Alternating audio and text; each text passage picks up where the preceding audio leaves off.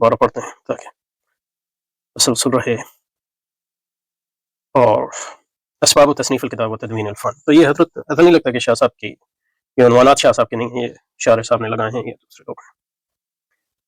تو وَإِنَّ مِنْ أَعْظَمِ نِعَمِ اللَّهِ عَلَيَّ وَإِنَّ مِنْ أَعْظَمِ نِعَمِ، اس کو پڑھ لیا تھا لیکن دوبارہ إِنَّ مِنْ أَعْظَمِ نِعَمِ اللَّهِ عَلَيَّ أَنْ آتَانِي مِنْهُ حَظًّا، اور منہ کی ضمیر جو ہے علم حدیث اور علم اسرار دین کی طرف جا رہی ہے، یہ آئے گی اس کی تفصیل.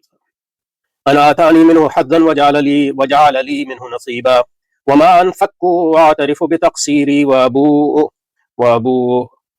وَأَبُوءُ پہ عربی میں، اصل عربی میں حاشیہ ہے جو ہمارے پاس کتاب کی پی ڈی ایف نہیں ہے، لیکن یہ میرے سامنے رکھی ہوئی ہے، تو اس کو الگ سے بھی پڑھیں گے انشاءاللہ. لیکن یہ کہ یہاں اس کی فوائد سے پوری طرح محروم نہیں ہونا چاہتے تو اس کو میں پڑھوں. تو اگر قولہ ابو کا مطلب ہے اعترف، یعنی اعتراف کرتا ہوں اپنی، اور ابو جو ہے تو حاشیہ جو ہے وہ ہے ابو پہ.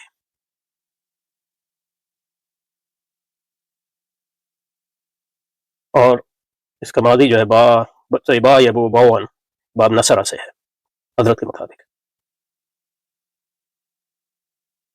باون بما علیہ. تو ابو کا مطلب ہے اعترف، اعتراف کرتا ہوں، یعنی ابو جو ہے اعترف کے معنی میں آتا ہے، یعنی میں اعتراف کرتا ہوں. اس کا اعتراف کرتا ہوں اپنی تقصیر کا، اپنی بے تقصیری، اپنی کم ہمتی کا، اپنی کم علمی کا. تو یہ مطلب یہ ہے کہ حضرت کی طرف سے خاکساری ہے، جو علم کے لیے بہت ضروری ہے. اللہ اسی کو علم دیتا ہے جس کو خاکساری دیتا ہے، اور ان کے پاس علم زیادہ ہوتا ہے ان کی خاکساری بھی اتنی زیادہ ہوتی ہے. لغت میں جو ہے اس کے با یبو، اس کے اور بھی حضرت نے ایک ہی مصدر ذکر کیا ہے، لیکن لغت میں اور بھی ہیں مصادر اس کے. بوعن، بو بھی اس کا ہوتا ہے، اور باوعن حضرت نے باوعن ذکر کیا، اور دوسرا بوان بھی آتا ہے.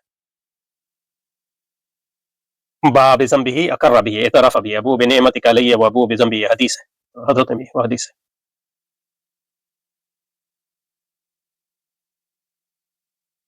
قرآن مجید میں بھی آیا ہے، مثلا سورہ بقرہ با بما علیہ احتملہ واعترف بھی، سورہ بقرہ میں ہے وباؤ بغضب من اللہ رجعوا به صار علیہم.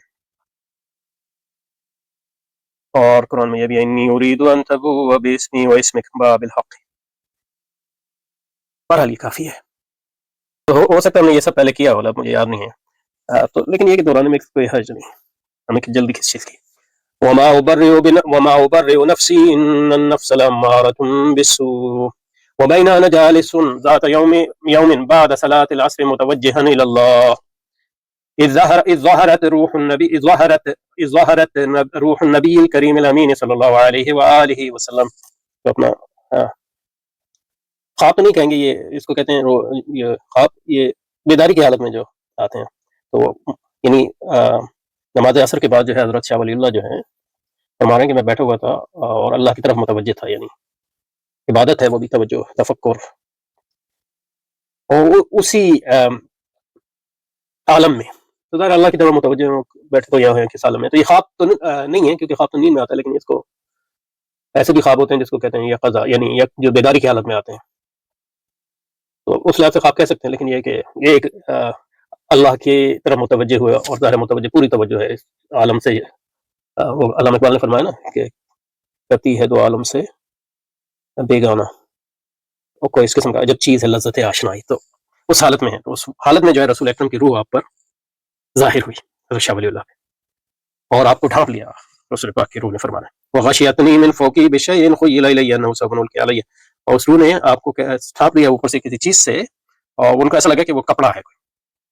ونفخ فی روعی، اور میرے قلب میں یہ پھونکا گیا. اب رسول پاک نے پھونکا یا رسول پاک کی برکت سے فرشتے نے پھونکا، یہ مجہول ہے. نفسا اس کا فاعل جو ہے یہاں ظاہر نہیں کیا، لیکن یہ فی تلک الحالۃ انہ اشارۃ الی انہ بیان للدین. تو مجھے میرے دل میں یہ اشارہ کیا گیا، یعنی الہام کیا گیا کہ یہ جو رسول پاک نے ان کو کپڑے سے ڈھانپ دیا ہے، یا رسول پاک کی برکت سے کسی نے ڈھانپ دیا ہے، وہ اس طرف اشارہ ہے کہ اللہ تعالیٰ ان کو دین کے حقیقت کے بیان کی ایک قسم، ایک خاص قسم جو ہے وہ عنایت کر رہے ہیں رسول پاک کو، دین کی تشریح اور بیان کی خاص.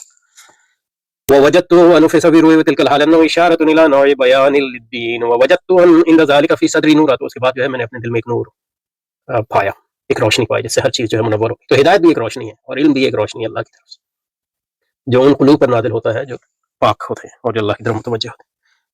اور پھر جو ہے لم یزل ينفسح كل حين، اور اس نور کی برکت سے جو ہے ان کا دل جو ہے کشادہ ہوتا گیا اور ان پر حقیقت جو ہے واہ ہوتی گئی اس علم کے بارے میں. اور یہاں حاشیے میں فرمایا، حاشیہ نمبر 3 ہے کہ حاشیے میں فرمایا ہوا نفس نفخ، نفس سے مطلب نفخ یعنی پھونکی گئی. نفس کا مطلب ہے یعنی نفس کا مطلب ہے نفخ، نفس یہ اردو میں بھی استعمال ہوتا ہے. نفس نون فے انسا تو ماضی مجھول ہے. نفس اس کا مطلب ہے نفخ، اور نفخ بھی اردو میں استعمال ہوتا ہے پھونکا گیا. نون فا خا نفخ، نفس معنی ہو نفخ. اور روح کا الروح را واو عین، روح کا مطلب ہے بالضم القلب دل، پھر دل پر یہ ظاہر دل سے مراد قلب سے مراد جو ہے وہ گوشت پوش والا دل نہیں بلکہ انسانی شعور کی کلیت ایک لحاظ سے. اور اس پہ بھی بات ہو چکی ہے کہ فی ہامش الاصل جو اصل ہے جو حضرت شاہ صاحب کا میرے خیال میں نسخہ ہے اس کے حاشیے میں ہے، شاہ صاحب نے ہی لکھا ہو یا ان سے جنہوں نے پڑھا انہوں نے لکھا ہو اس بھی مناسبت الدین. تو اس میں آپ کو اس الہام میں یا اس کو جو بھی کہیں آپ کو یہ ہوا کہ رسول پاک جو آپ کو کپڑے سے ڈھانپ رہے ہیں تو کہہ رہے ہیں کہ کپڑا جو ہے وہ دین کی کپڑے کو دین سے مناسبت ہے، کیونکہ حدیث میں آیا کہ رسول پاک صلی اللہ علیہ وسلم نے خواب میں دیکھا، اور رسول پاک کے خواب تو حق یعنی وہی ہیں اس میں کوئی شک نہیں کہ عمر رضی اللہ تعالیٰ عمر رضی اللہ یجر صوبہ کہ اپنا کپڑا گھسیٹ رہے ہیں. تو فاولہ تو رسول اکرم نے اس کی تعویل یعنی اس کے معنی یہ فرمائے کہ اس سے مراد دین ہے اور اس کا ایک تکمیل ہے. تو دین کا علم اور اس کی تکمیل ہے، عمر کو اس سے خاص مناسبت ہے دین کے فہم سے. تو اسی طرح جو حضرت شاہ ولی اللہ کو یہ کپڑے سے ڈھانپا گیا اس سے یہ مراد ہے اور ہو سکتی ہے کہ ان کپڑے سے مراد دین ہے، تو دین کے فہم سے آپ کو ڈھانپی اور دین کے فہم کی خاص قسم جو اس کتاب میں اس سے آپ کو نوازا گیا، تو اس کی طرف اشارہ ہے. اچھا جی. ثم الہمنی ربی بعد زمان ان مما كتبه علی بالقلم العلی ان انتهد يوما لهذا الامر الجلي وانه اشرقت الارض بنور ربها وانعكست الاضواء عند مغربها وانعكست الاضواء عند مغربها وان الشريعه المصطفويه اشرقت في هذا الزمان یعنی اس زمانے میں، آپ کے زمانے میں اور اس کے بعد کے زمانے میں. الا ان تبرز في قمص سابغه من البرهان، قمص جو ہے جمع خمیس کی ہے، سابغہ مکمل، اور برہان جو ہے دلیل، عمومی طور دلیل کو کہتے ہیں، اور منطق میں ایک خاص قسم کی دلیل کو کہتے ہیں. لیکن یہ کہ یہاں سے مراد شرح میں دیکھیں گے ادرک کی شرح میں، لیکن یہ کہ جو ہمیں سمجھ میں آیا ہے اس وقت اس سے مراد عمومی ہے صرف، اور منطقی دلیل اس کا حصہ ہے لیکن یہ وہ پورا نہیں ہے. اس سے یعنی برہان منطقی دلیل سے زیادہ کی ایک چیز ہے، اس میں اور دوسری دلائل بھی آتے ہیں. ثم الہمنی ربی بعد زمان ان مما كتبه علی بالقلم العلی ان انتهد یوما لهذا الامر الجلی. جلیے پہ بھی حاشیہ ہے. جلی کا مطلب امر، جلی کا مطلب واضح یعنی یہ چمکتا ہوا واضح، یہ اردو میں بھی استعمال ہوتا ہے. الجلی پہ جو حاشیہ ہے اس میں فرماتے ہیں جلی کا مطلب ہے جلی کا مطلب نہیں، جلی پہ جو حاشیہ لکھا ہے اس میں پہلے وہ چوتھا حاشیہ الجلی علی علی علی یعنی علی اونچا، المرتفع اللہ کی صفت ہے اور کوئی نام بھی ہے مطلب علی. علی سے مطلب مرتفع، اونچا، رفیع قدر. اللہ نے مجھ پر الہام کیا ایک عرصے بعد ان مما كتبه علی بالقلم العلی کہ ان چیزوں میں سے جو اللہ تعالیٰ نے میرے بارے میں لکھی ہیں، یعنی یہ کہ مقدور کی ہیں ان میں سے، اور لکھی ہیں اپنے قلم علی سے، اپنے بلند اور مرتفع اور رفیع القدر قلم سے. ان میں سے ایک بات یہ ہے کہ میں ایک دن اٹھوں اس کام کے لیے، یعنی اس کتاب اور اس کے علوم، اس میں جو علم ہے اس کی وضاحت کی. اور الجلی کا مطلب حضرت نے لکھا ہے الواضح، حاشی میں الواضح. جلی کا مطلب کیا ہے؟ واضح. من جلا الامر، اس کا جو فعل ہے، جو ورب ہے یا فعل ہے جلا الامر کا مطلب ہے جلان، اس کا مصدر ہے، اور اس کا مطلب یہ ہے کہ یہ اصل کے حاشیے میں جلا الامر وضح، واضح ہونا.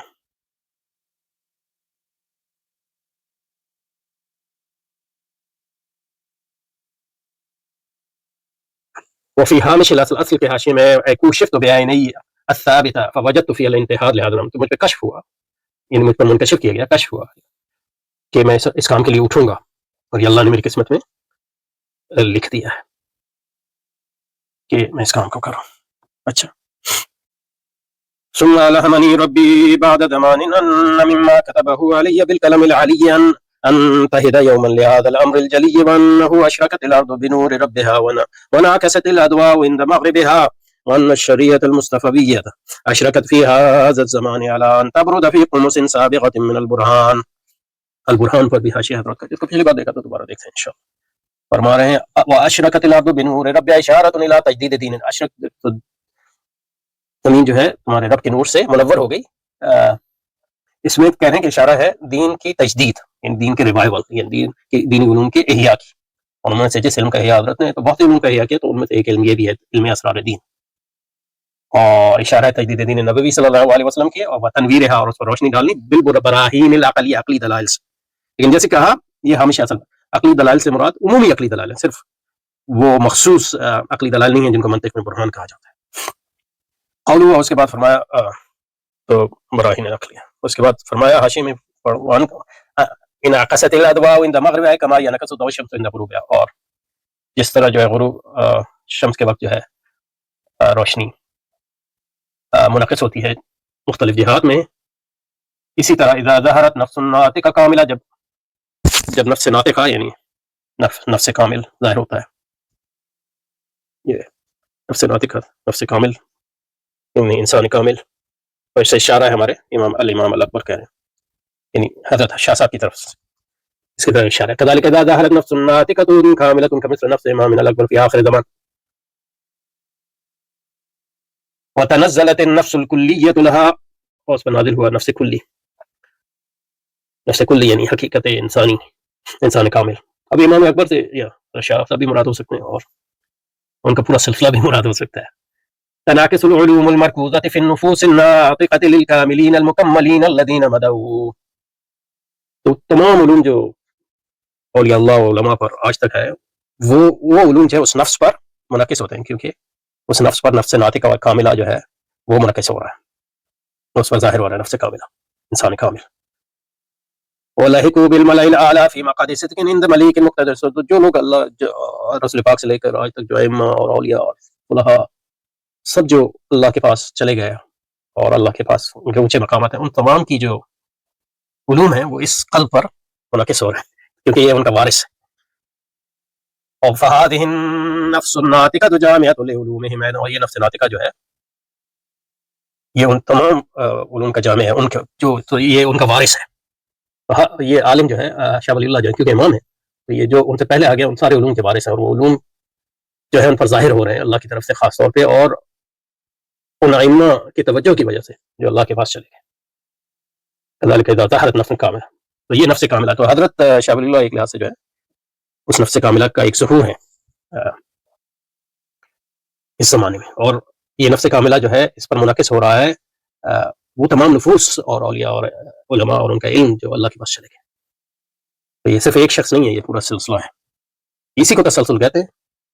وَلَحِقُوا بِالْمَلَإِ الْأَعْلَىٰ فِي مَقْعَدِ صِدْقٍ عِندَ مَلِيكٍ مُقْتَدِرٍ فَهَٰذِهِ النَّفْسُ النَّاطِقَةُ جَامِعَةٌ لِعُلُومِهِمْ أَيْضًا مَعَ زِيَادَةِ اسْتِعْدَادِهَا الْجَلِيَّةِ. اور ان کے علوم کا جامع تو ہے، لیکن یہ مطلب اب اس کی اپنی جو استعداد اللہ نے اس میں رکھی وہ اس میں اضافہ ہے. تو یہ اصل کے حاشیے میں. وقوله أن الشريعة المصطفوية أشركت الآخر لما كان القرن الثاني العشر من الهجرة عصر ظهور العقلانية. امام شاہ ولی اللہ جو ہے جدید دور کے امام ہیں، یعنی جب استعمار آ رہا تھا اور آپ بیٹوں کے زمانے میں اور آپ کے زمانے میں بھی مطلب انگریز جو ہے کلکتہ وغیرہ میں تو موجود ہی تھا، اور عقلی دور، عقلانیت کا دور یعنی ریشنلزم کا دور آنے والا تھا. عقلانی تو مطلب یہ کوئی عربی لفظ نہیں ہے، یعنی کلاسیکل عربی کا یہ ماڈرن عربی میں انہوں نے بنا لیا ہے. اس سے مراد جو ہے وہ لیتے ہیں ریشنلزم یعنی عقل پرستی خاص طور پہ. اور عقل پرستی یعنی ریشنلزم کا ترجمہ تو نہیں کرنا چاہیے، کیونکہ ریشنل جو ہے خاص قسم کی عقل ہے، عقل شیطانی کو ریشنل، اور عقل شیطانی کی بہت قسمیں ہیں، لیکن جدید دور میں جو عقل شیطانی ہے اس کو ریشنالٹی کہتے ہیں. لما كان القرن الثاني عشر من الهجرة أسرى ظهور العقلانية فلا بد أن يعرض الإسلام حسب مقتضيات العصر. تو ہر زمانے کے جو، کیونکہ شریعت کے عموماً دو پہلو ہوتے ہیں، ایک تو واقع پر، اس کے واقع کو سمجھنا، یہ عالم کا کام ہے واقع کو سمجھنا، واقعے کو سمجھنا یعنی جو اس کی سچویشن ہے، جو اس کا زمانہ ہے اس کو سمجھنا. دوسرا شریعت کو سمجھنا، اور پھر تیسری سمجھ جو ہے اس شریعت کو اس واقع پر کس طرح منطبق کیا جاتا ہے، یعنی اس کو نازل کرنا واقع کو، شریعت کے حکم کو واقع پہ. تو اس میں صرف فقہی حکم نہیں، عمومی فہم اسلام بھی مراد ہے. تو لما كان القرن الثاني عشر من الهجرة أسرى ظهور العقلانية فلا بد أن يعرض الإسلام حسب مقتضيات العصر مع الدلائل العقلية والبرهان القاطع والبراهين القاطع وذلك بتدوين علم اسرار الدين. تو یہ تدوین اسرار الدین جو ہے اس شیطانی جدیدی سرمایہ دارانہ عقلانیت سے نبرد آدم ہونے کے لیے جو وسائل فراہم کیا اللہ تعالیٰ نے ہمارے علماء کے ذریعے، اس کا ایک حصہ ہے، اور اسی سے مطلب یہ کہ حضرت شاہ ولی اللہ کی جو تحریک ہی سے مطلب یہ کہ یہ سلسلہ نکلا ہے کہ مودودی بھی مثلاً جو ہے جو مغربیت کے خلاف ہمارے امام ہیں وہ حضرت شاہ ولی اللہ کی وارثین میں سے ہی ہیں. اب جو الجمیہ کے ایڈیٹر تھے اور حضرت شاہ حضرت امداد اللہ مہاجر مکی اور حضرت شیخ الہند کی تحریکوں کے وارث ہیں، اور دوسرے ائمہ بھی، یعنی علماء دیوبند کا سارا کام، علماء بریلوی کا کام، یہ تحفظ دین کا کام ہے. یہ سارا اس کام کا ایک اس روشنی کا ایک حصہ ہے. اچھا جی، تو اتنا تو مطلب کر دیا تھا، لیکن اس کو دوبارہ ہم نے دوہرا دیا ہے، اور شاید اس میں جو دوہرایا اس میں کچھ نئی باتیں بھی آ گئی ہیں انشاءاللہ. تو اب دیکھتے ہیں اردو میں اس کا جو ترجمہ ہے اس کو بھی دیکھ لیتے ہیں. اچھا، ترجمہ. تو مجھ پر اللہ تعالیٰ کی عظیم نعمتوں میں سے ایک یہ ہے کہ اس نے مجھے اس فن میں سے کچھ بڑا حصہ ادا کیا. وَإِنَّ مِنْ آدَمَ نِعْمَ اللَّهِ عَلَيَّ أَنْ أَعْطَانِي مِنْهُ حَسَنًا. جائے